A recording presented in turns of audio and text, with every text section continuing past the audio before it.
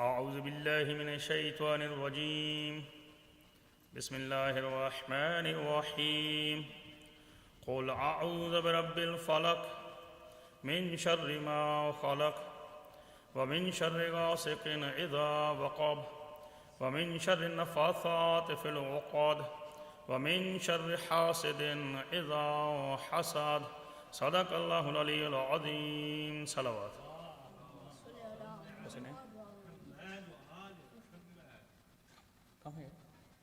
بارے دیگر بلند صلوات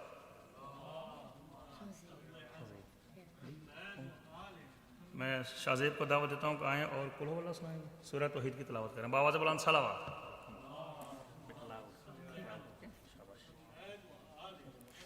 بسم اللہ الرحمن الرحیم قل هو اللہ احد اللہ الصمد لم یلد ولم یولد ولم یکن له کفوا احد بسم اللہ الرحمن الرحیم الحمد للہ رب العالمین الرحمن الرحیم مالک یوم الدین ایاک نعبد و ایاک نستعین اهدنا الصراط المستقیم صراط الذین انعمت علیہم غیر المغضوب علیہم ولا الضالین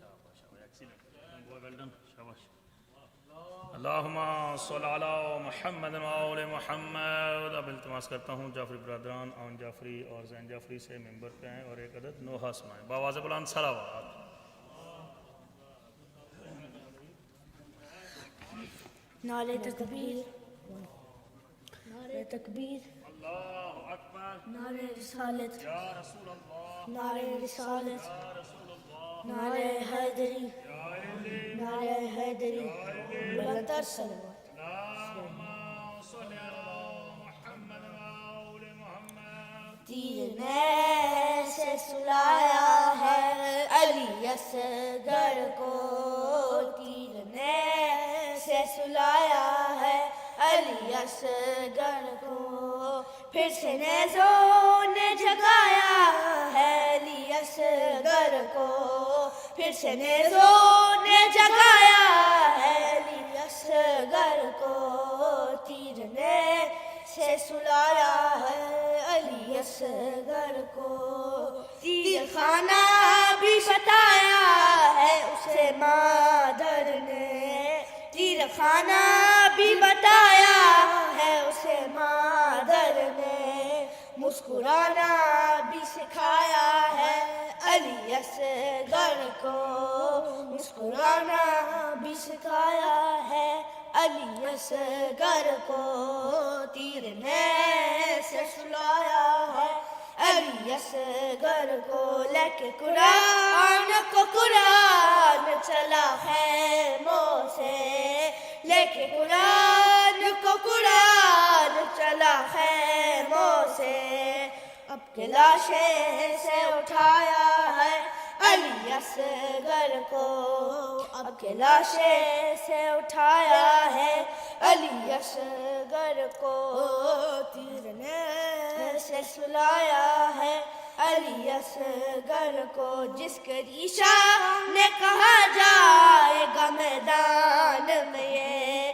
جس کے ریشہ نے کہا جائے گا میدان میں ماں نے عباس بنایا ہے علی اصغر کو ماں نے عباس بنایا ہے علی اصغر کو تیر نے سے سلایا ہے علی اصغر کو پھر سے نیزوں نے جگایا ہے علی اصغر کو پھر سے نیزوں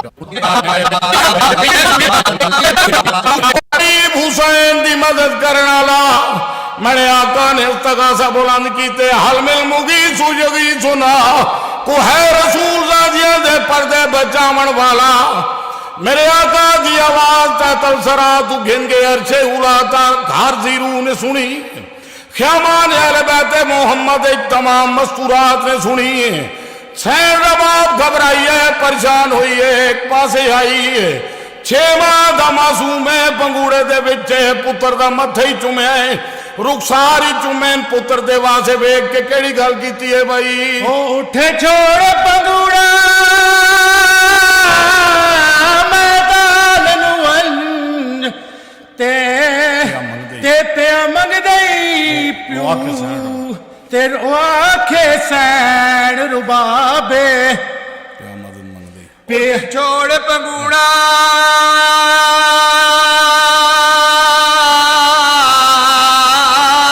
میدان نوائن رو آکے آسائن ربابے پیا منگا دئی مدد او وچا مکہ تل دے زینب داغی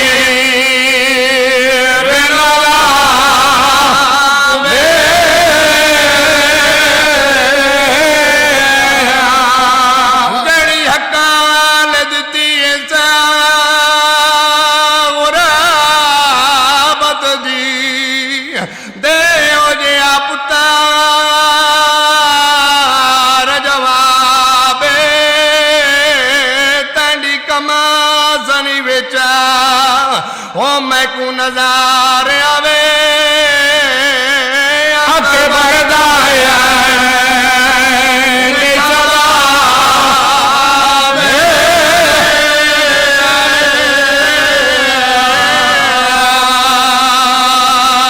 اگر میرے آقا امام مظلوم دے سارا مضمون چھڑے نہ شہزادے نو گن کے میرے آقا امام حسین میدان جائیں پتر دے واسطے پانی طلب کیتا ہے پانی منگن دے بدلے حرملہ بن کالی ملعون نے شہزادے نو تیر دا نشانہ بنایا ہے شہزادے دے پاسے تیر جدن لگے میرے آقا علی اصغر نو آدھا پیا جدہ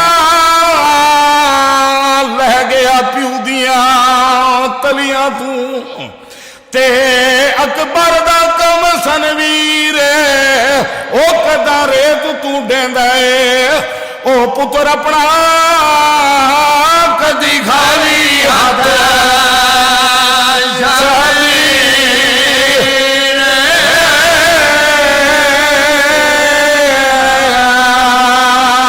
زخمی ہاتھ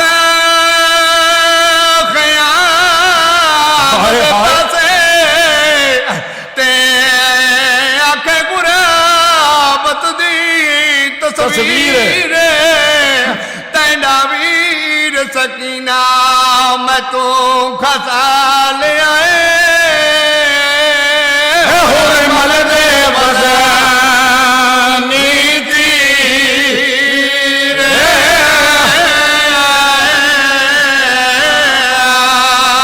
آخری بین گبڑنا قبلہ جنگ کربلا دی مکیے آندن مارے تاں 72 لاشتاشن دے سارے 71 نیزہ بردار میدان کربلا نکلیں میں امتی ہاں اس تو زیادہ نہیں پڑھدا باسے کچھ پیاداں دور نایا میرا باپ دا جس دام تے گیا صدف چوبائے آئے بہن دیر بعدوں او چونج نیزے تے آیا بھیڑ کو نظر بھیڑا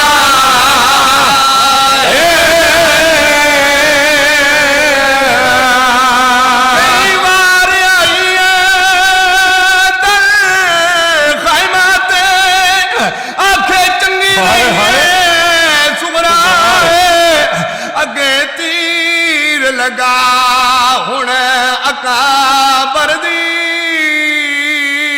پیا کر دے سنا پیارا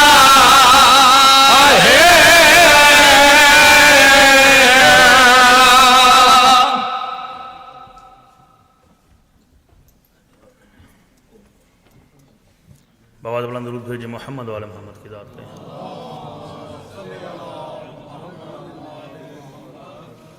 درود کا پڑھنا بہت عظیم عبادت ہے بلند آواز سے درود بھیجے محمد والے محمد کی ذات محمد وآل محمد وعجل فرجہم آپ میرے برادران ادھر سے تھوڑے سے آگے آ جائیں سارے خالی جگہ پڑی انشاءاللہ آپ کو اس کا ثواب زیادہ ملے گا ممبر کے قریب ہونے کو کچھ علم بھی یہاں سے زیادہ ملے گا انشاءاللہ بلا تاخیر بلا توقف التماس کرتا ہوں کہ بلا کعبہ حجت الاسلام مولانا اصغر اعجاز صاحب سے ممبر پر تشریف لائیں اور آج کے سلسلے کے اس 8ویں مجلس سے خطاب فرمائیں بآواز بلند صلوات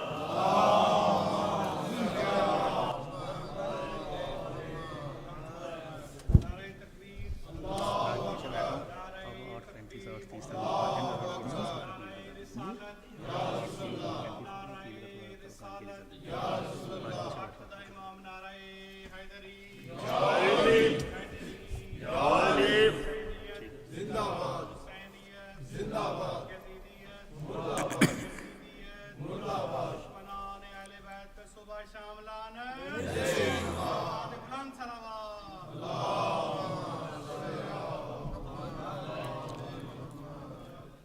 رحم اللہ من قرأ الفاتحہ.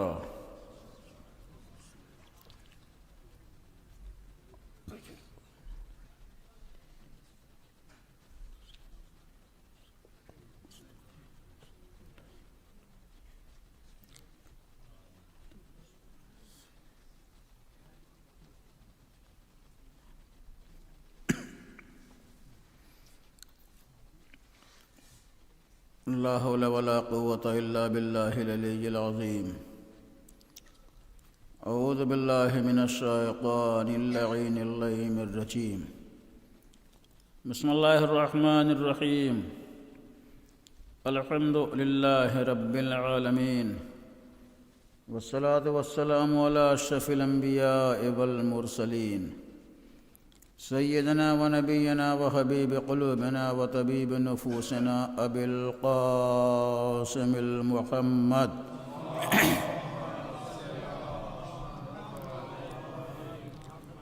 وعلى آله مصابيح الظلم وعصم الأمم ومنار الدين الواضحة ومثاقيل الفضل الراجحة، واللعنة الدائمة الباقية على أعدائهم أجمعين من الآن إلى قيام يوم الدين. أما بعد، فقد قال الله تعالى في الفرقان الحميد والقرآن المجيد وقوله الحق: أعوذ بالله من الشيطان الرجيم.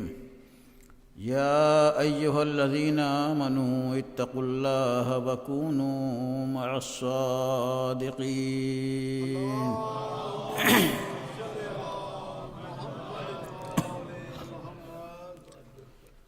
قرآن عظیم جو کائنات انسانیت کے لیے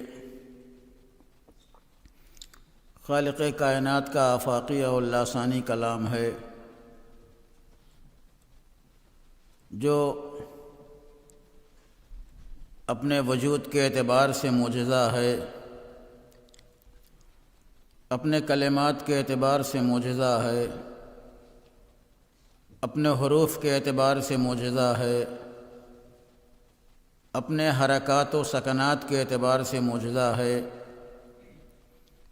یہ قرآن جو ہمارے لیے سرچشمہ ہدایت بن کے آیا ہے، یہ قرآن ایک دستور کا نام ہے، ایک آئین حیات کا نام ہے، ایک طرز بندگی کا نام ہے، ایک ضابطۂ حیات انسانی کا نام ہے.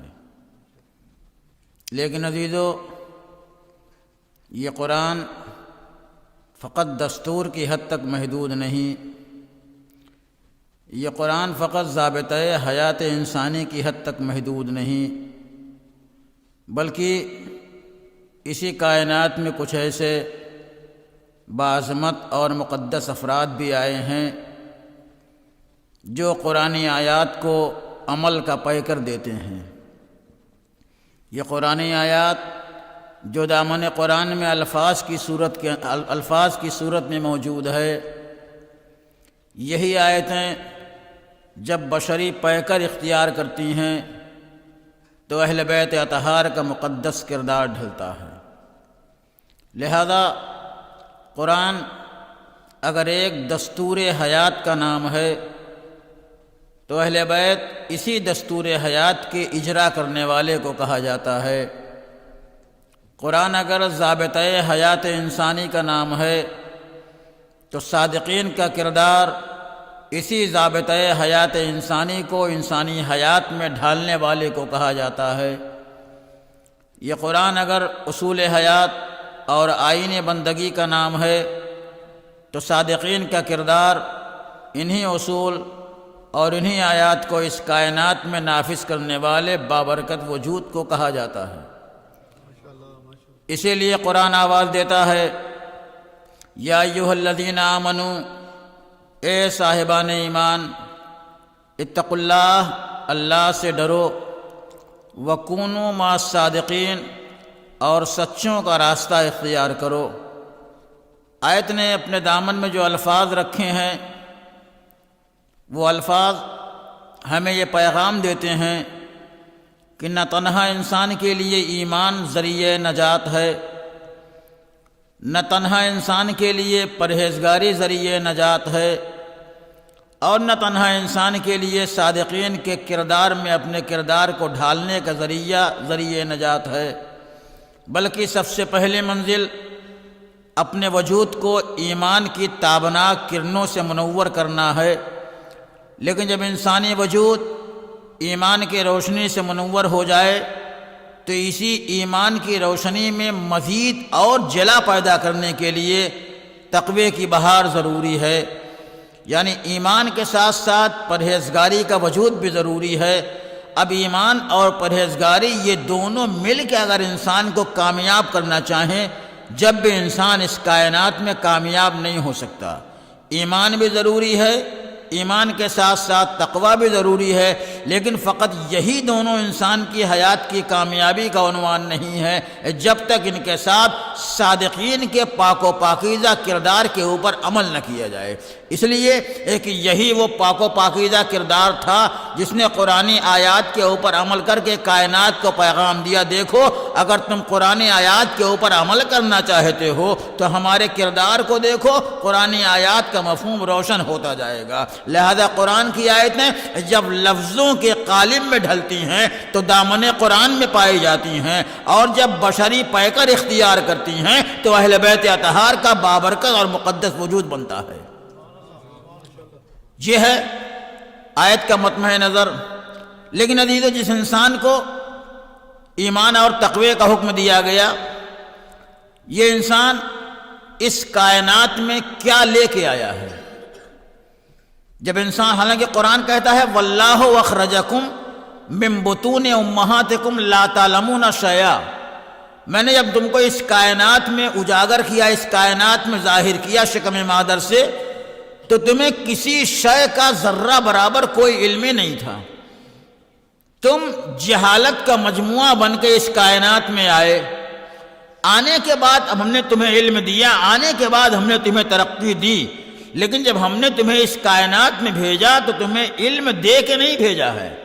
ہاں کچھ ایسے مخصوص وجود ہیں جنہیں علم دے کے نہیں بھیجا گیا، بلکہ انہیں پہلے علم دیا گیا ہے، وہ دنیا میں آتے ہیں تو علوم و کمالات کا آئینہ بن کے آتے ہیں، وہ پاک و پاکیزہ کچھ خاص وجود ہیں۔ لیکن انسان جب اس کائنات میں آتا ہے تو انسان جب کائنات میں آتا ہے تو کتنی چیزیں لے کے آتا ہے؟ انسان اس کائنات میں دو چیزیں لے کے آتا ہے۔ یوں تو جہالت کا پیکر بن کے آتا ہے، لیکن جہالت کے باوجود اللہ اسے دو نعمت دے کے اس کائنات میں بھیجتا ہے۔ ایک نعمت کا نام ہے جسم، دوسری نعمت کا نام ہے روح۔ ہر انسان اس کائنات میں آتا ہے تو جسم اور روح دونوں لے کے آتا ہے۔ جسم کسے کہا جاتا ہے؟ جسم اسے کہا جاتا ہے جو روح کا پیکر ہے۔ اگر تنہا روح کو آپ دیکھنا چاہیں تو روح دکھائی نہیں دے سکتی، لیکن روح کا اثر انسان کے جسم کے اندر دکھائی دیتا ہے۔ تو انسان جسم لے کے آیا، انسان روح لے کے آیا۔ ایک زندہ رکھنے والی شے کا نام ہے، ایک زندہ رہنے والی شے کا نام ہے۔ ایک انسان کو زندہ رکھتی ہے اور دوسری انسان کو زندگی عطا کرتی ہے۔ اچھا، جب جسم اور روح انسان لے کے آیا تو کیا جسم انسان کی نگاہوں سے غائب ہے؟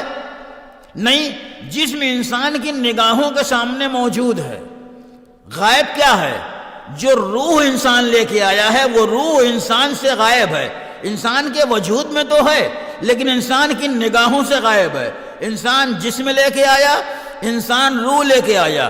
جسم دکھائی دینے والی شے کو کہا جاتا ہے، روح نہ دکھائی دینے والی شے کو کہا جاتا ہے۔ یا لفظوں کو تبدیل کر کے آواز دوں، جسم حاضر کو کہا جاتا ہے، روح غائب کو کہا جاتا ہے۔ اب میرا آپ سے سوال ہے، جو حاضر ہوتا ہے وہ غائب کی زندگی کا ذریعہ بنتا ہے یا جو غائب ہوتا ہے وہ حاضر کی زندگی کا ذریعہ بنتا ہے؟ جسم حاضر ہے، روح غائب ہے. دنیا کو ایک قانون ملتا ہے, دنیا کو ایک اصول ملتا ہے, جو حاضر ہوتا ہے وہ غائب کی زندگی کا ذریعہ نہیں بنتا, جو غائب ہوتا ہے وہ حاضر کی زندگی کا ذریعہ بنتا ہے. اور ہم نے اپنے مذہب کی بنیاد ہی غیبت کے اوپر رکھی ہے. ہمارے مذہب کی بنیاد غیبت کے اوپر ہے. اگر کوئی کسی کو عقیدہ غیبت نہیں ہے تو اس کی یہ حیات ناقص ہے, ایمان ناقص ہے, عرفان ناقص ہے, معرفت کامل نہیں ہے. ہمارے مذہب کی بنیاد غیبت کے اوپر ہے. لوگ ہمارے اوپر اتنا اعتراض کرتے ہیں کہ ایک امام غائب کے اوپر عقیدہ کیوں رکھا ہے؟ جو چیز موجود ہے اسے دکھائی دینا چاہیے. ہر ایک نے اپنے اپنی نظر کے لحاظ سے, اپنی فکر کے لحاظ سے بتایا. کسی نے کہا ابھی پیدا ہی نہیں ہوئے ہیں, کوئی کہتا نہیں ایک زمانے بعد پیدا ہوں گے, لیکن کب پیدا ہوں گے کسی کو نہیں معلوم. ہر ایک نے اپنے فکر کے اعتبار سے اس غیبت کے اوپر اعتراض کیا. لیکن یاد رکھو عزیزو, ہم لاوارث نہیں ہیں. ہمارا اس کائنات میں کوئی نہ کوئی وارث موجود ہے. ہم نے اپنے مذہب کی بنیاد ہی عقیدہ غیبت کے اوپر رکھی ہے. ہمارے مذہب کا آغاز بھی غیب سے شروع ہوتا ہے. ہمارے مذہب کی بنیاد 3 بنیادی چیزوں کے اوپر ہے. ایک اللہ, دوسرے رسول, تیسرے قیامت. اللہ وہ غائب ہے جس کو نہ آج سے پہلے کسی نے دیکھا تھا, نہ آج کوئی دیکھنے کا دعویٰ کر سکتا ہے, نہ آج کے بعد کسی کے دیکھنے کا امکان ہے. گویا اللہ ہر اعتبار سے غائب ہے. رسول, جسے پہلے کبھی کسی نے دیکھا تھا, آج کوئی رسول کے دیکھنے کا دعویٰ نہیں کر سکتا.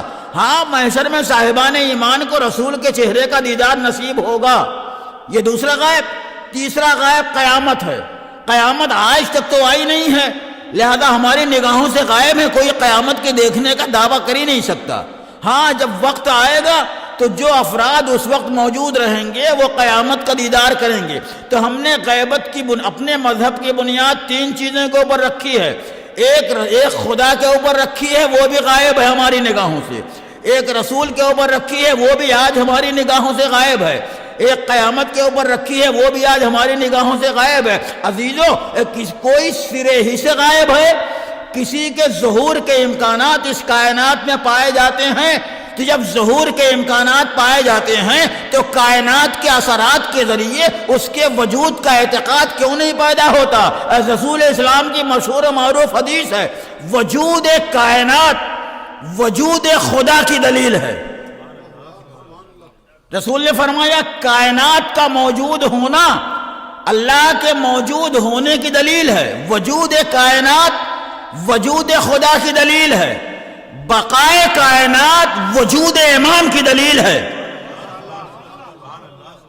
اگر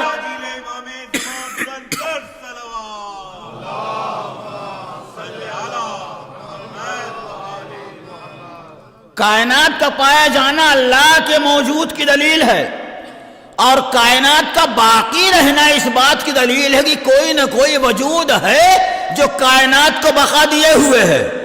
وجود کائنات وجود خدا کی دلیل ہے. بقائے کائنات وجود امام کی دلیل ہے. اگر خدا نہ ہوتا تو کائنات کا وجود ہی نہ ہوتا.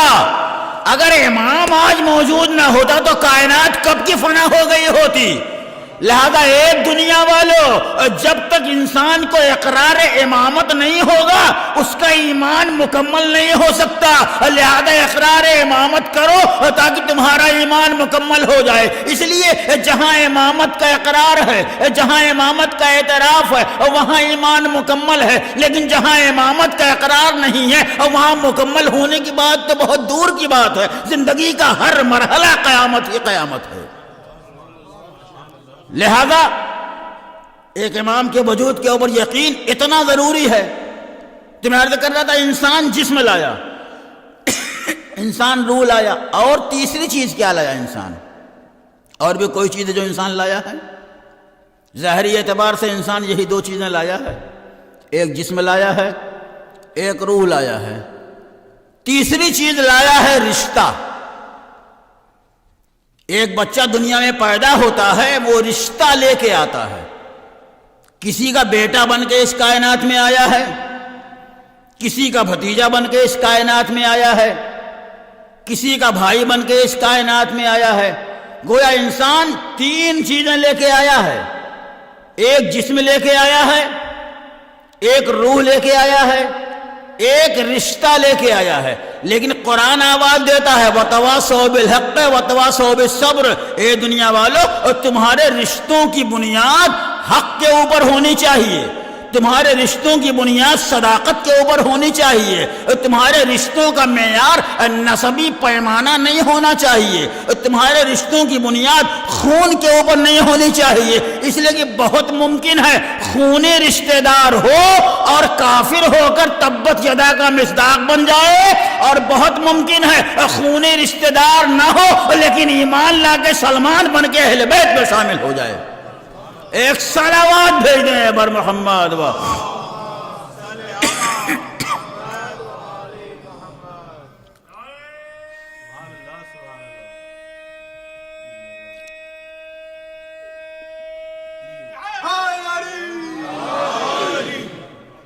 یہ سلمان جو اہل بیت میں شامل ہوئے اسی ایمان کی بنیاد کے اوپر شامل ہوئے۔ کس کے اوپر ایمان رکھا؟ صادقین کا پاک و پاکیزہ کردار۔ یاد رکھو میرے دوستو اور عزیزو، صادقین کے کردار کی عظمت اور ہوتی ہے، جھوٹوں کے کردار کی بات اور ہوتی ہے۔ کہاں صادقین کے کردار کی بلندی اور کہاں غیر صادقین کی بات کا وزن زمین و آسمان کا فرق ہے۔ ایک طرف صادقین کا کردار ہے، ایک طرف ان کا کردار ہے جنہوں نے صادقین کے کردار کے اوپر حرف اعتراض بلند کیا ہے۔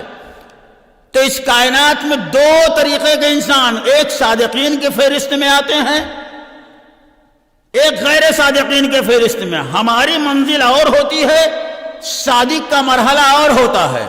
ہم اس کائنات میں آتے ہیں تو ہدایت کے محتاج بن کے آتے ہیں، صادق اس کائنات میں آتا ہے تو ہدایتوں کا آئینہ بن کے آتا ہے۔ ہم ہدایت کے محتاج بن کے آتے ہیں، کیا مطلب ہے؟ ہدایت آگے آگے ہوتی ہے، ہمارے قدم ہدایت کے پیچھے پیچھے ہوتے ہیں۔ لیکن صادق جب ہدایتوں کا سرچشمہ بن کے آتا ہے تو صادق کے قدم آگے آگے ہوتے ہیں، ہدایت کے قدم پیچھے پیچھے ہوتے ہیں۔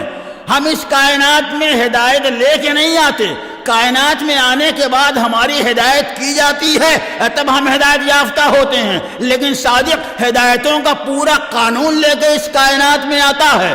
ہم سو جاتے ہیں تو ہمارے سونے کی کوئی حقیقت نہیں ہوتی، ہمارے سونے کی کوئی عظمت نہیں ہوتی، ہمارا سونا فقط ہمیں سکون عطا کرتا ہے۔ لیکن جب صادق سوتا ہے اور آنکھ کھولتا ہے تو اس کے اختیار میں اللہ کی مرضی ہوتی ہے۔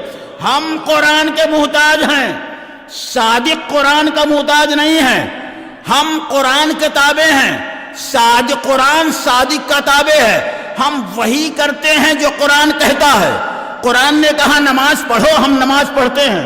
قرآن نے کہا زکوٰۃ دو، ہم زکوٰۃ دیتے ہیں۔ قرآن نے کہا حج کرو، ہم حج کرتے ہیں۔ قرآن نے کہا نیکیاں انجام دو، ہم نیکیاں انجام دیتے ہیں۔ قرآن نے کہا برائیوں سے پرہیز کرو، ہم اس سے دور جاتے ہیں۔ قرآن ہم کو حکم دیتا ہے، ہم اس کے اوپر عمل کرتے ہیں۔ لیکن کیا کہنا صادقین کے کردار کا؟ صادقین عمل پہلے کرتے ہیں، قرآن کریم کی آیتیں بعد میں ڈھلتی ہیں۔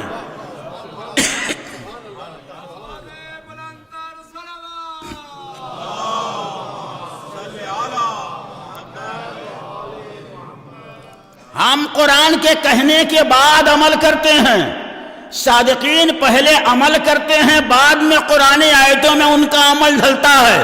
عزیزو، علی نے حالت رکوع میں سائل کو انگشتری پہلے دی۔ انما ولیکم اللہ ورسولہ والذین آمنوا الذین یقیمون الصلاۃ ویؤتون الزکاۃ وہم راکعون کی آیت بعد میں نازل ہوئی۔ علی نے میدان جہاد میں اپنے استحکام، اپنے ایمان، اپنی ثابت قدمی، اپنی پامردی کا مظاہرہ پہلے کیا ہے۔ قرآن میں کانہم بنیان مرصوص کی آیت بعد میں نازل ہوئی ہے۔ علی نے نبی کی رسالت، علی نے نبی کی نصرت کا وعدہ پہلے کیا ہے۔ ومن عندہ علم الکتاب کی آیت بعد میں نازل ہوئی ہے۔ علی نے عالم الست میں رسول کی رسالت کی گواہی پہلے دی ہے۔ قل کفی باللہ شہیدا بینی و بینکم کی آیت بعد میں نازل ہوئی ہے۔ رسول نے 4 پاک و پاکیزہ نفوس کو چادر کے اندر پہلے جمع کیا ہے۔ انما یرید اللہ لیذھب عنکم الرجس اہل البیت ویطہرکم تطہیرا کی آیت بعد میں نازل ہوئی ہے۔ رسول نے سنگریزے پہلے پھینکے ہیں، وما رمیت اذ رمیت ولکن اللہ رما کی آیت بعد میں نازل ہوئی ہے۔ رسول بستر رسالت کے اوپر پہلے سوئے ہیں، ومن الناس من یشری نفسہ ابتغاء مرضات اللہ واللہ رؤوف بالعباد کی آیت بعد میں نازل ہوئی ہے۔ نبی نے میدان غدیر میں علی کی ولایت کا اعلان پہلے کیا ہے، الیوم اکملت لکم دینکم واتممت علیکم نعمتی ورضیت لکم الاسلام دینا کی آیت بعد میں نازل ہوئی ہے۔ علی نے مسکینوں، یتیموں، اسیر کو کھانا پہلے کھلایا ہے، حل اتی علی الانسان حین من الدہر لم یکن شیئا مذکورا کی آیت بعد میں نازل ہوئی ہے۔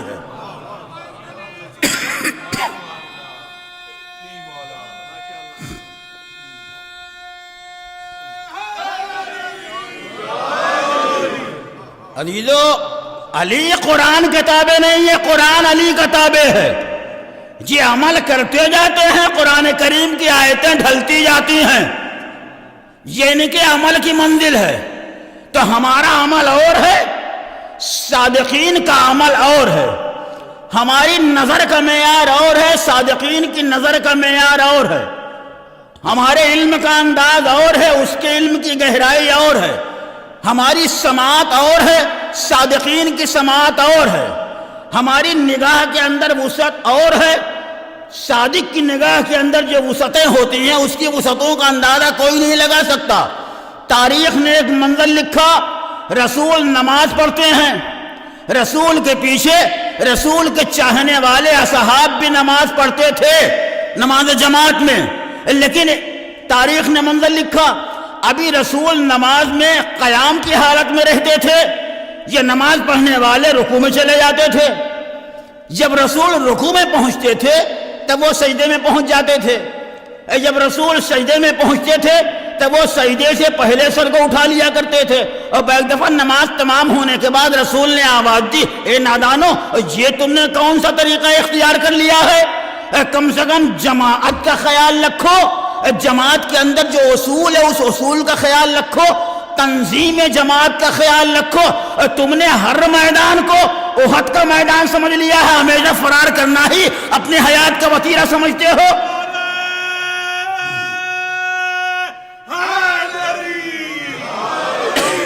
جیسے رسول نے انہیں ٹوکا، ان کے ذہن میں خیال پیدا ہوا، ایسا لگتا ہے کہ جب ہم سجدے میں چلے جاتے ہیں تو رسول مڑ کے ہمیں دیکھتا ہے، جبھی تو رسول کو معلوم ہو جاتا ہے کہ ہم ان سے پہلے سجدہ کیوں کرتے ہیں۔ اور بس جیسے ہی ان کے ذہن کے اندر یہ خیال پیدا ہوا، کائنات کا عالم وارث قرآن آگے بڑھا اور آگے بڑھ کے آواز دی، اے نادانو، تجھے معلوم نہیں، واللہ انی لارا من خلفی کما ارا من بین یدی، خدا کی قسم میں جیسے آگے دیکھتا ہوں ویسے پیچھے دیکھتا ہوں۔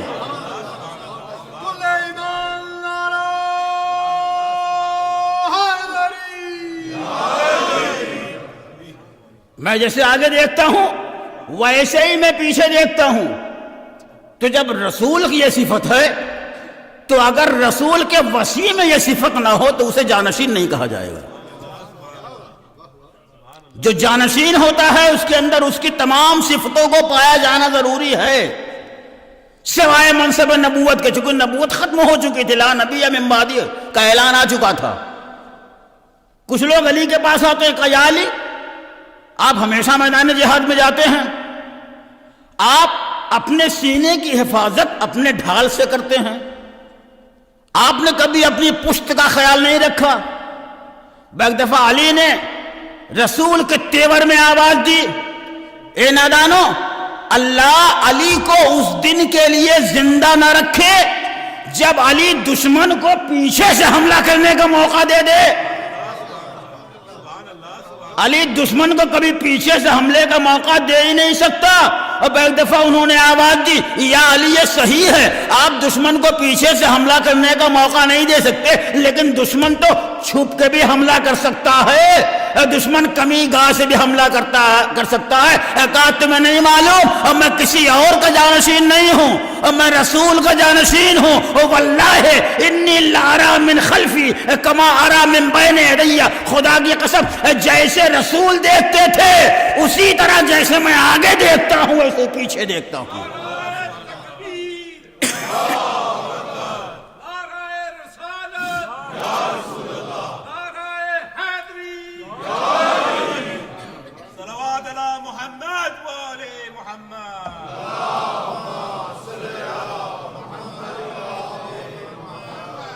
یہ ہے خاصان خدا کی نگاہ کی وسعت۔ آج کے زمانے کو ترقی یافتہ زمانہ کہا جاتا ہے، نہ جانے سائنس نے کتنی ترقیاں کی ہیں، لیکن آج کے بعد کیا ترقیاں ہو سکتی ہیں جس کا ہم آج تصور نہیں کر سکتے۔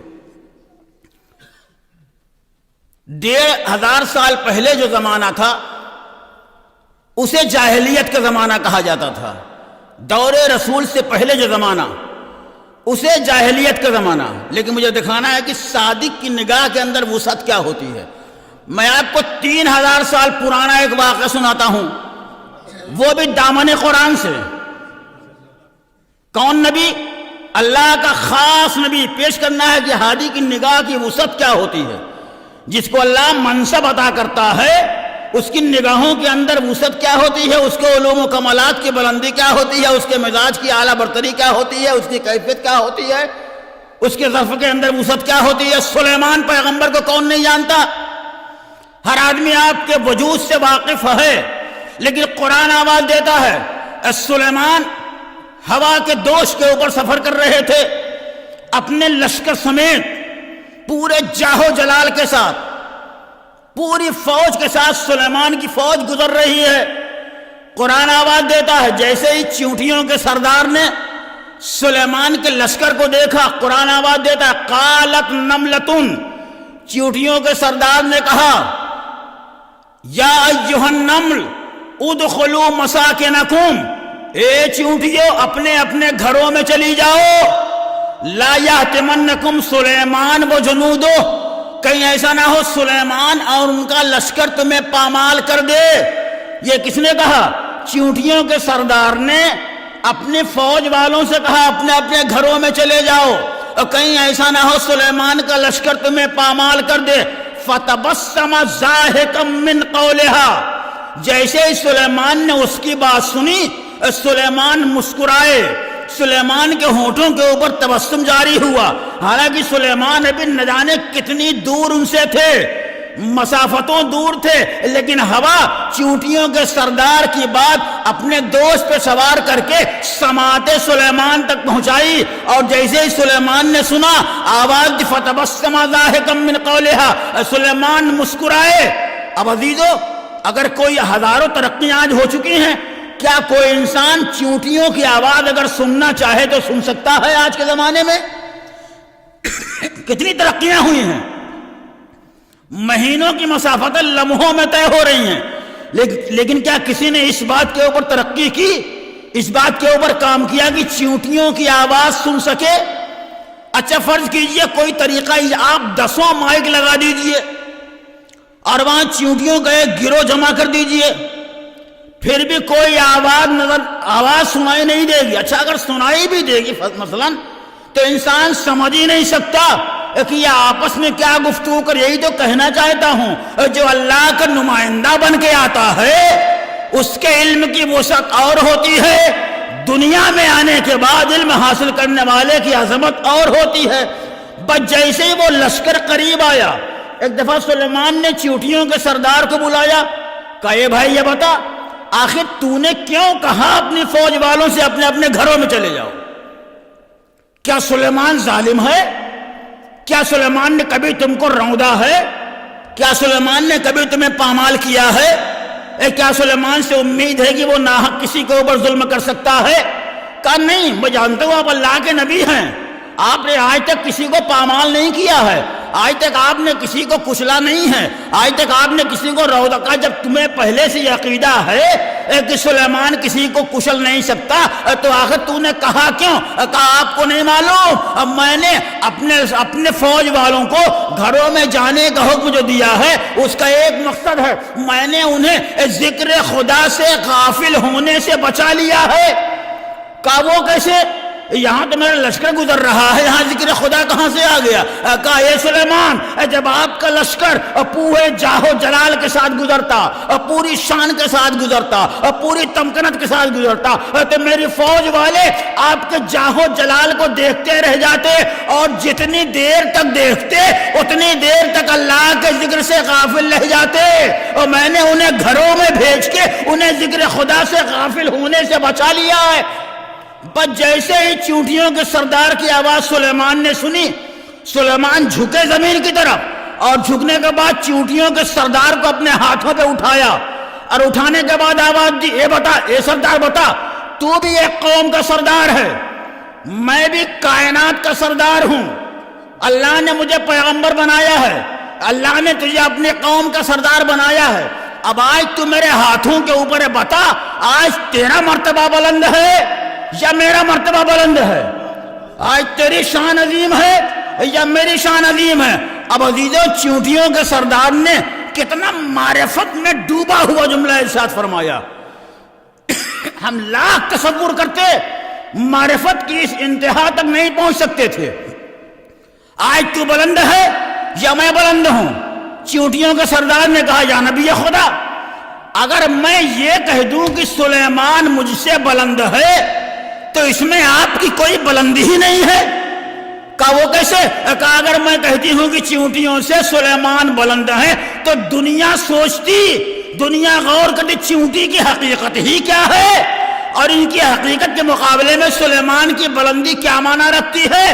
اگر میں کہوں کہ تو مجھ سے بلند ہے تو اس میں آپ کی کوئی عظمت نہیں ہے، بلکہ میں تو بڑے فخر کے ساتھ کہتی ہوں آج میں بلند ہوں۔ کہا تو کیسے بلند ہے؟ کہا آپ دیکھتے نہیں، آپ کے قدم ہوا کے دوش کے اوپر ہے اور میرے قدم آپ کے ہاتھوں کے اوپر ہیں۔ اب مجھے کہنے کا حق پہنچتا ہے، اگر ایک چونٹیوں کے سردار کو اس بات کے اوپر ناز کرنے کا حق ہے کہ اس کے قدم نبی کے ہاتھ کے اوپر ہیں، تو ہمیں بھی ناز کرنے کا حق ہے، علی کے قدم عین کعبہ میں دوش رسول کے اوپر ہے۔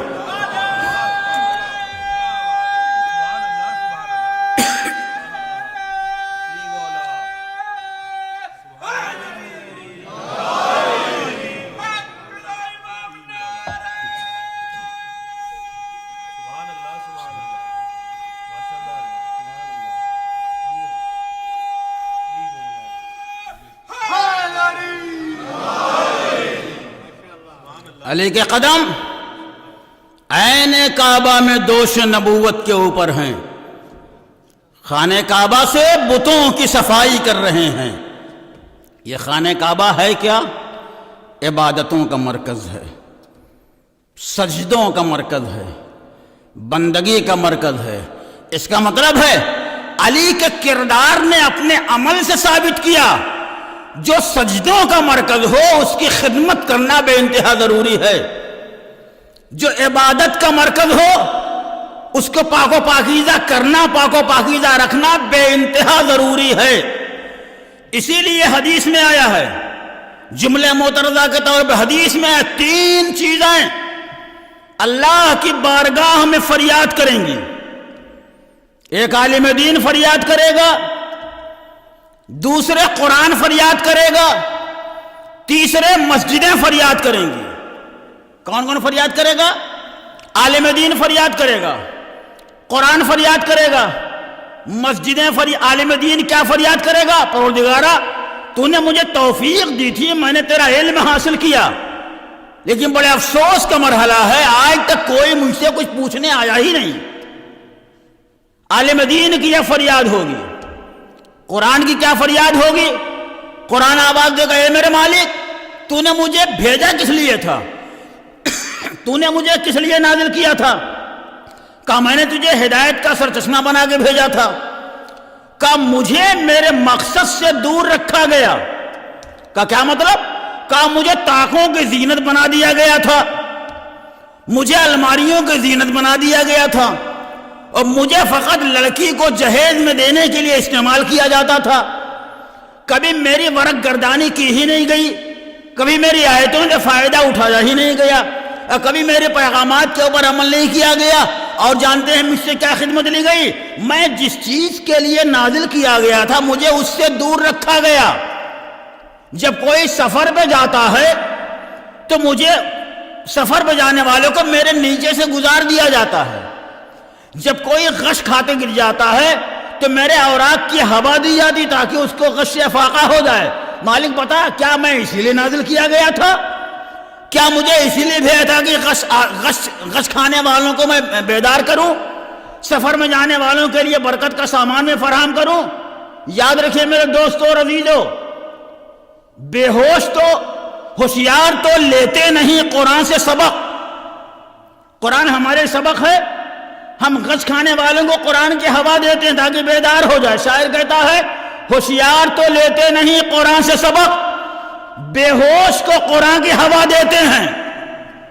جو بے ہوش ہے اسے قرآن کیا فائدہ دے گا؟ فقط بیدار کر سکتا ہے، اس کے کردار کو آراستہ نہیں کر سکتا. تو عالم دین کی فریاد، قرآن کی فریاد. تیسری مسجدوں کی فریاد ہوگی. مسجدیں آواز دیں گے مجھے بنایا کس لیے گیا تھا؟ کا عبادت کے لیے. مجھے کس کے لیے بنایا گیا تھا؟ سجدوں کے لیے.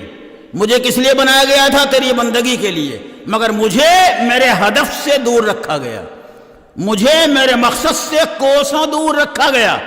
مجھے بڑا خوبصورت بنایا گیا، مجھے بہت سجایا گیا، مجھے زرق برق بنایا گیا، میرے اوپر سونے کے حروف سے آیتیں لکھی گئیں، سجایا گیا، مجھے بہت حسین و جمیل بنایا گیا. لیکن اصل جو میرا مقصد تھا مجھ کو اسی سے دور رکھا گیا. میرا مقصد یہی تھا کہ لوگ یہاں آئیں، اللہ کی بندگی کریں، اللہ کی عبادت گزاری کریں، اللہ کی بارگاہ میں سر نیاز جھکائیں.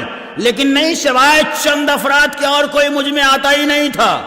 لہذا دوستو کہیں ایسا نہ ہو یہ مسجدیں اللہ کی بارگاہ میں ہماری شکایت کریں، یہ قرآن اللہ کی بارگاہ میں ہماری شکایت کرے، یہ عبادت خانے اللہ کی بارگاہ میں ہماری شکایت کریں، یہ دینی مراکز اللہ کی بارگاہ میں ہماری شکایت کریں. ہمیں جس لیے بنایا گیا تھا ہمیں اس مقصد سے دور رکھا گیا. آج کائنات میں ہزاروں مرکز ہیں، ہر انسان کے لیے ضروری ہے اس مرکز کی خدمت کرے، اس مرکز میں دامے درمے قدمے سخنے جیسے بھی ہو تعاون کرے. کیوں؟ قرآن کہتا ہے من جاء بالحسنۃ فلہ عشر امثالھا. جو اللہ کی بارگاہ میں ایک نیکی کرتا ہے اللہ اس ایک نیکی کو 10 نیکیوں میں تبدیل کر کے آپ کے کھاتے میں جمع کر دیتا ہے. اور یہ جمع ہونے کے بعد ضائع نہیں ہونے والا ہے. یہاں آپ عمل کرتے ہیں دوسرے کام وہ برباد ہو جاتے ہیں، لیکن اللہ کی راہ میں جو عمل کیا جاتا ہے وہ برباد نہیں ہوتا. آپ کے نامہ اعمال میں، آپ کے کھاتے میں اللہ کی بارگاہ میں جمع ہوتا ہے.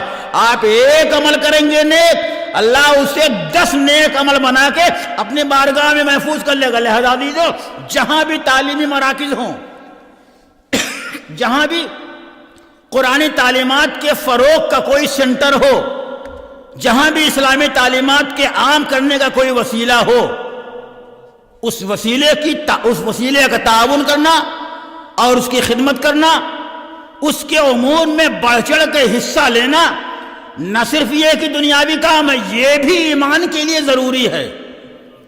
ایمان اگر مضبوط ہوگا تو انسان کا قدم انہی چیزوں کی طرف بڑھے گا جو اللہ کی راہ میں کام. یہ سینٹر ہے ماشاءاللہ بہت ہی خوبصورت سینٹر ہے. القائم تعلیمات الہیہ کے عام کرنے کا ایک ذریعہ ہے، کربلا کی تعلیمات کے عام کرنے کا ایک ذریعہ ہے جو پورے سال یہ پیغام انجام دیتا ہے. اور یہی نہیں، نماز کے تعلیمات کو عام کرنے کا بہترین ذریعہ ہے. لہذا ہمارے لیے ہماری شرعی ذمہ داری ہے. ویسے ہی انسان اپنے وطن میں رہتا ہے، وہاں جو چاہے انجام دے دے، لیکن دیار غیر میں اگر کوئی دینی مرکز قائم ہو جائے تو ہماری ذمہ داریاں اور بڑھ جاتی ہیں. ہمیں اور اس دیار غیر میں قائم ہونے والے مرکز کی حفاظت کرنا چاہیے. اور یہاں آپ کا ایک عمل 10 عمل میں ایک آیت پیش کرنے قرآن کی. قرآن میں نماز کا حکم ہے, قرآن میں زکوٰۃ کا بھی حکم ہے. دنیا دولت کو بہت ذلیل کہتی ہے, دنیا دولت کو قدموں میں رکھتی ہے, دنیا دولت کو ٹھوکر مارتی ہے. صحیح بات ہے, لیکن عزیزو ہر دولت اس لائق نہیں کہ اسے ٹھوکر مارا جائے, ہر مال اس لائق نہیں کہ اسے ٹھوکر مارا جائے. قرآن آواز دیتا ہے اللہ مال کا بھی خریدنے والا ہے, اللہ جان کا بھی خریدنے والا ہے, لیکن مال اس لائق ہو کہ اللہ خریدار بن سکے, جان اس لائق ہو کہ اللہ خریدار بن سکے. یہ مال اگر ہم اللہ کی راہ میں خیرات کریں گے, اللہ کی راہ میں خرچ کریں گے, تو یہی وہ مال ہوتا ہے جس کا خریدار اللہ ہوتا ہے. اور یاد رکھیے قرآن میں جہاں جہاں نماز کا حکم دیا گیا ہے, اسی حکم نماز کے ساتھ ساتھ زکوٰۃ کا بھی حکم دیا گیا ہے. یہ لوگ نماز قائم کرتے ہیں اور زکوٰۃ دیتے ہیں. جس عنوان سے نماز کا ذکر کیا گیا ہے اسی عنوان سے زکوٰۃ کا بھی ذکر کیا گیا. اس کا مطلب کیا ہے کہ فقط نماز پڑھنا کافی نہیں ہے, اعمال خیریہ میں اپنے قدموں کو بڑھانا بے انتہا ضروری ہے. نماز ہمارا ذاتی مرحلہ ہے, ہمارے اوپر بار ہے. ہم ادا کریں گے تو ہمیں اجر ملے گا, نہیں ادا کریں گے تو اللہ کی بارگاہ میں عذاب ہوگا. لیکن زکوٰۃ ادا کرنا, امور خیریہ کی خدمت کرنا, اس کا فقط انسان کی اپنی ذات سے رابطہ نہیں ہوتا.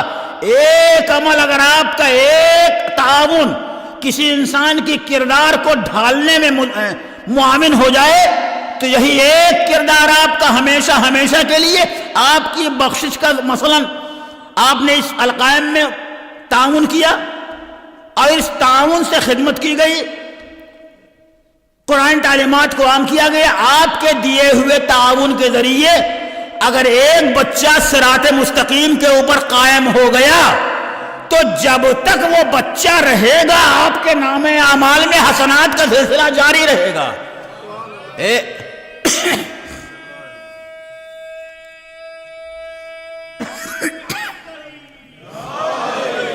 ایک دنیا والوں, اگر اپنے مال کو پاک و پاکیزہ کرنا چاہتے ہو تو اللہ کی راہ میں ان مال کو خرچ کرنا ضروری ہے تاکہ اللہ اس کا خریدار بن سکے.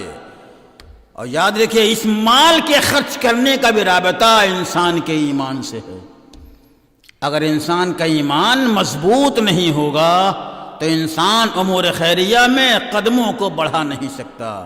یہ بات تو جملہ مترضہ کے طور پہ تھی, اور یہ جذبہ ہمیں کس نے دیا ہے؟ یہ جذبہ اسی نے دیا ہے جس نے ہر منزل کے اوپر اسلام کی خدمت کی.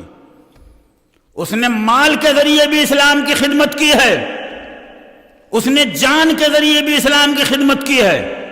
میں نے عرض کیا کہ علی عین کعبہ میں دوش رسالت کے اوپر چڑھ کے بتوں کو توڑ رہے ہیں. انا کسرت الاسنام, میں نے بتوں کو توڑا خانہ کعبہ میں. کہاں سوار ہو کے؟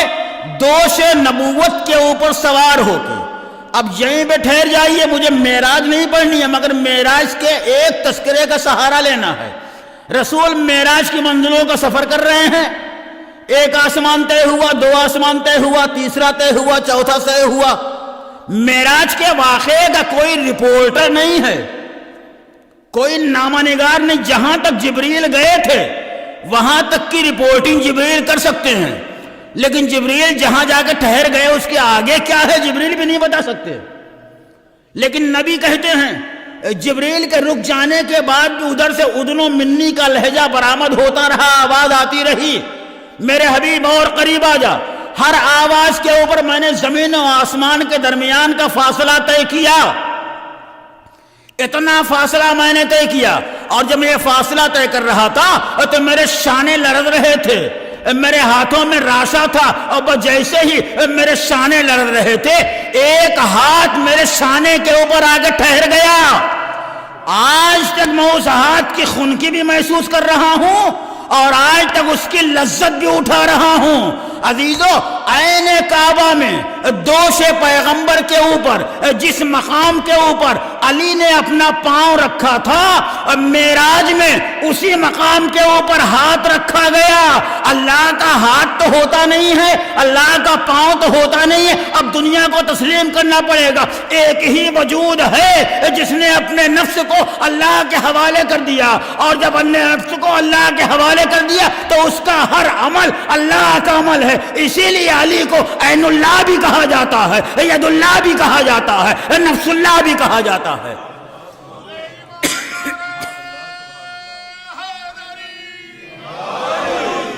نعرہ تکبیر، نعرہ رسالت، کل ایمان، نعرہ حیدری، محمد و آل محمد، بلندتر صلوات۔ عزیزو، جب علی دوش رسالت کے اوپر سوار ہو کے بتوں کو توڑ رہے تھے تو اس وقت ایک سوال رسول نے علی سے کیا، اور جب علی دوش رسالت سے نیچے آ گئے تو دوسرا سوال علی نے رسول سے کیا۔ پہلا سوال جو رسول نے علی سے کیا، علی دوش رسالت کے اوپر بتوں کو توڑ رہے ہیں، آواز دی، یا علی آج تم اپنے کو کیسا محسوس کر رہے ہو؟ بعض دفعہ علی نے آواز دیا، حبیب خدا آج میں اپنے کو کیسا محسوس کر رہا ہوں، اگر چاہوں تو آسمان سے ستاروں کو توڑ لوں، میں اپنے کو اتنا بلند محسوس کر، خدا کی قسم اگر ستارہ ٹوٹ کے علی کی دہلیز پہ نہ آ جاتا تو یہ جملہ علی کا مبالغہ ہی رہ جاتا۔ اور ستارے نے در علی کا سجدہ کر کے کائنات کو پیغام دیا، ہم بھی اگر اس کائنات میں ہیں تو اسی دہلیز کا صدقہ ہے۔ کل ایمان، نعرہ حیدری۔ لیکن جب اس بلندی سے رسول زمین کے اوپر آئے، اس بلندی سے علی زمین کے اوپر آئے تو علی نے کہا، یا رسول، یا حبیب خدا، میں اتنی بلندی سے نیچے آیا لیکن مجھے کوئی اذیت نہیں محسوس ہوئی اور مجھے کوئی تکلیف نہیں محسوس ہوئی۔ کہا، اے علی تمہیں تکلیف کیسے محسوس ہوتی؟ بلند کرنے والا سجد الانبیاء تھا، اتارنے والا سجد الملائکہ ہے، لہذا تمہیں تکلیف کا اندازہ ہو ہی نہیں سکتا۔ بعض دفعہ علی نے آواز دی، یا حبیب خدا آج تو میں اپنے مزاج کی عجیب و غریب کیفیت پا رہا ہوں۔ کیا کیفیت پا رہے ہو؟ کیوں نہ تمہارا مزاج کیوں نہ بلند ہو، تمہارے مزاج کی عجیب و غریب کیفیت کیوں نہ ہو؟ رسول نے آواز دیا، اے علی تم کار حق انجام دے رہے تھے اور میں بار حق اٹھائے ہوئے تھا۔ اس کا مطلب علی کا بار حق کا بار ہے، علی کا بوجھ حق کا بوجھ ہے۔ اب رسول آواز دیتے ہیں، علی مال حق والحق ما علی، اللہم عدل الحق حیث ما دار۔ علی حق کے ساتھ ہیں، حق علی کے ساتھ ہیں، حق کو ادھر ادھر موڑ دے جدھر جدھر علی مڑ جائے۔ رسول نے یہ نہیں فرمایا کہ جدھر حق جاتا ہے ادھر علی کو موڑ دے، بلکہ رسول نے فرمایا علی جدھر مڑتا ہے ادھر حق کو موڑ دے۔ اب جہاں علی ہوں گے وہیں حق ہوگا، علی گھر میں ہوں گے تو حق گھر میں ہوگا، علی میدان میں ہوں گے تو حق میدان میں ہوگا، علی منبر پہ ہوں گے تو حق منبر پہ ہوگا، علی محراب میں ہوں گے تو حق محراب میں ہوگا۔ جہاں جہاں علی ہے وہیں وہیں حق ہے۔ ایک صلوات بھیجیں بر محمد۔ ایک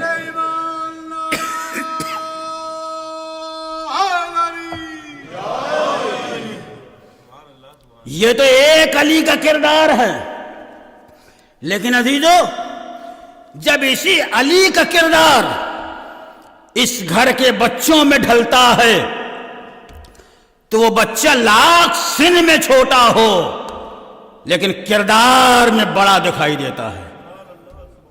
اسی لیے شاعر نے آواز دی علی اصغر کی زبان سے کہ میدان میں زور حیدر صفدر دکھاؤں گا، میدان میں زور حیدر صفدر دکھاؤں گا، چشمے اجل سے جا کے میں آنکھیں ملاؤں گا، ہاتھوں پہ اپنے ظلم کا خیبر اٹھاؤں گا، تاریخ اپنی تشنا لبی کو بناؤں گا، کم عمر ہوں ضرور پر جرأت جوان ہے، میری زبان تیر ہے اور لب کمان ہے۔ غصے میں بے زبان یہ بولا حسین کا، دیکھوں تو کیا بگاڑیں گے آدا حسین کا، اسلام کا وقار ہوں فدیہ حسین کا۔ غصے میں بے زبان یہ بولا حسین کا، دیکھوں تو کیا بگاڑیں گے آدا حسین کا۔ ارے موسیٰ کرو پیش کروں میں دلیل میں، لشکر ڈبو دوں اپنے تبسم کی نیل میں، لشکر ڈبو دوں اپنے تبسم کی نیل میں۔ کون اصغر جو سن میں چھوٹا ہے لیکن کردار میں بڑا ہے، سیرت میں بڑا ہے۔ کرتے رہیں گے مدحت اصغر اسی طرح، کرتے رہیں گے مدحت اصغر اسی طرح، سجتی رہے گی بزم برابر اسی طرح۔ اور خدا کی قسم کیا قیامت کا شعر ہے کہ بحر جہاد گود میں آتا نہ کیوں صغیر، بحر جہاد گود میں آتا نہ کیوں صغیر، پہنچے مباہلے میں تھے سرور اسی طرح، پہنچے مباہلے میں تھے سرور اسی طرح۔ اور جھولے میں اپنے پاؤں پٹکتا ہے بار بار، تاج یزید کھائے گا ٹھوکر اسی طرح۔ اور خیمے تک آ کے شاہ پلٹتے ہیں 7 بار، خیمے تک آ کے شاہ پلٹتے ہیں 7 بار۔ مکے میں ہاجرہ کا تھا چکر اسی طرح۔ یہ علی اصغر کی قربانی نہیں ہے، قربانی یہ حسین کا تکملہ ہے۔ اور عزیزو جب اس قربانی کا مرحلہ آتا ہے تو ایک دفعہ حسین میدان کارزار میں جاتے ہیں، آواز استغاثہ بلند کرتے ہیں، حل من مغیث یغیثنا، حل من معین یعیننا، حل من ناصر ینصرنا۔ ہے کوئی جو حسین کی امداد کرے، ہے کوئی جو حسین کی نصرت کرے۔ روایتوں کے لفظ ہیں شہداء کے لاشیں کانپنے لگے، کٹی ہوئی گردنوں سے آوازیں آنے لگی، آقا ہم آج بھی آپ کی نصرت کو تیار ہیں لیکن موت نے مجبور کر دیا ہے۔ اگر ہمیں 70 بار زندہ کیا جائے، 70 بار شہید کیا جائے تو آپ کی نصرت سے پیچھے ہٹنے والے نہیں ہیں۔ عزیزہ حسین کی آواز استغاثہ خیمے کے اندر پہنچی، بیویوں میں کوہرام برپا ہوا۔ اب جیسے ہی حسین نے رونے کی آواز سنی در خیمے پہ آئے، آواز دی بہن زینب، ارے یہ خیمے میں کوہرام کیسا ہے؟ کہا اے بھیا آپ کی آواز استغاثہ میں نہ جانے کتنا درد تھا، علی اصغر نے اپنے کو جھولے سے گرا دیا۔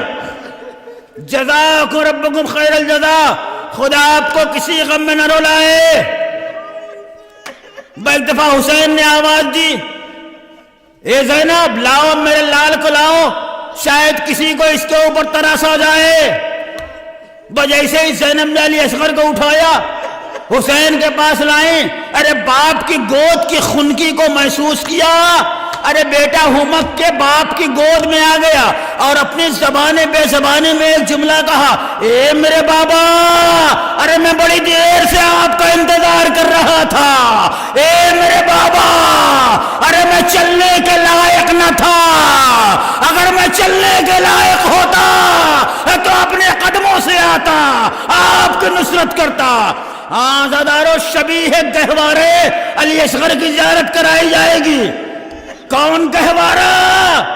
وہ گہوارہ جو رباب کی تسکین کا ذریعہ تھا، اسے بھی جلا دیا گیا۔ لیکن جو 2 فقرے حسین نے علی اصغر کو لیا، حسین نے علی اصغر کو لیا، قوم جفاکور کے سامنے آئے، 2 جملہ کہا۔ پہلے کہا اپنے مذہب کا حوالہ دیا، اما فیکم مسلمون، ارے کیا تم میں کوئی مسلمان نہیں ہے؟ کوئی جواب نہ ملا۔ اب ایک دفعہ حسین نے دوسرا فقرہ کہا، ارے اگر تم میں کوئی مسلمان نہیں تو کیا تم میں کوئی صاحب اولاد بھی نہیں؟ ارے اب بھی کوئی جواب نہ ملا۔ حسین نے اصغر کو زمین پہ لٹا دیا، پھر بھی کوئی جواب نہ ملا۔ آواز دے کر تم سوچتے ہو حسین پانی پی لے گا تو لو میں اسے لٹائے دیتا ہوں، ارے اب بھی کوئی جواب نہ ملا۔ حسین نے کہا اے میرے لال، ارے تم بھی حجت خدا کے فرزند ہو، تم بھی اپنی حجت تمام کر دو۔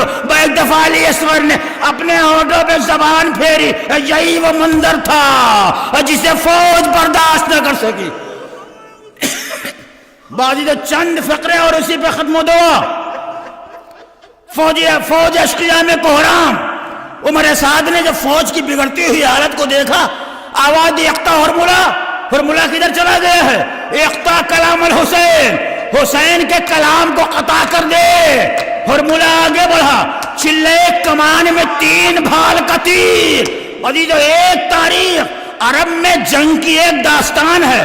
اگر کوئی بہت بڑا پہلوان ہو تو اس کے لیے 1 بھال کا تیر استعمال ہوتا ہے، اگر کوئی اس سے بڑا بہادر ہو اس کے لیے 2 بھال کا تیر۔ لیکن اگر عزیزو ہاتھی جیسے جانور کا شکار کرنا ہوتا ہے تو اس کے لیے 3 بھال کا تیر۔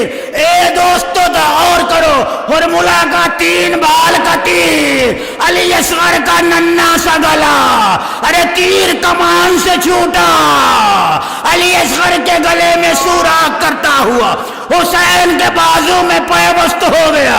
فانقلب الصبی علی یدی الامام، ارے بچہ باپ کے ہاتھوں پہ منقلب ہو گیا۔ اب 2 فقرے اور اسی پہ ختم ہو دعا۔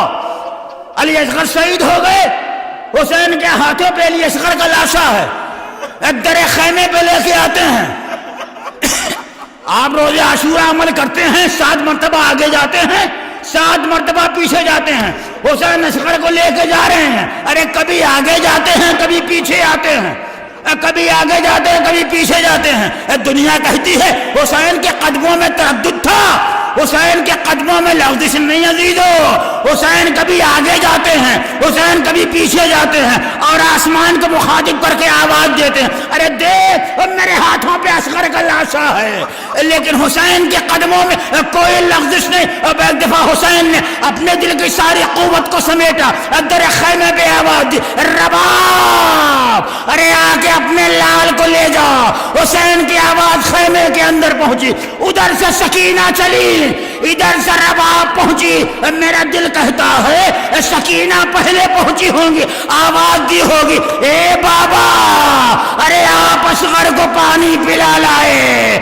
سکینہ پیاسی رہ گئی، رباب پہنچی، حسین نے ابا کا دامن ہٹایا، رباب کی نظر، ارے گلے پہ سورا، یا بنیا مثل کا ینہر، اے بیٹا کیا تجھ جیسے بچے بھی قربان ہوتے؟ بازادارو، علی اصغر کے گہوارے کی شبیہ کون گہوارہ؟ جو علی اصغر کے بعد رباب کی تسکین کا ذریعہ تھا، لیکن ظالموں نے اس گہوارے کو بھی جلا دیا تھا۔ لیکن رباب کیا کرتی؟ جب یہ قافلہ کربلا سے مدینے واپس آیا ہے اور رباب کا انتقال ہوا ہے، رباب کو غسل دیا جانے لگا ہے، تو غسالہ نے کیا دیکھا؟ رباب کو غسل دیا جا رہا ہے، ایک دفعہ غسالہ نے کیا دیکھا؟ ارے رباب کے پہلو سے علی اصغر کے گہوارے کی جلی ہوئی لکڑی۔ آئے وہ ماں کیا کرتی جس کی سکینہ زندان شام میں، جس کا اصغر کربلا کے میدان میں، ارے وہ کیسے اپنے دل کو ڈھارس دیتی؟ اس لیے جب تک زندہ رہی علی اصغر کے جھولے کی جلی ہوئی لکڑی، اے میرے لال ارے میں تجھے جھولا نہ جھلا سکی، لیکن یہ ماں جب تک زندہ رہے گی آرزوؤں کے گہوارے میں تجھے جھلاتی رہے گی۔ انا للہ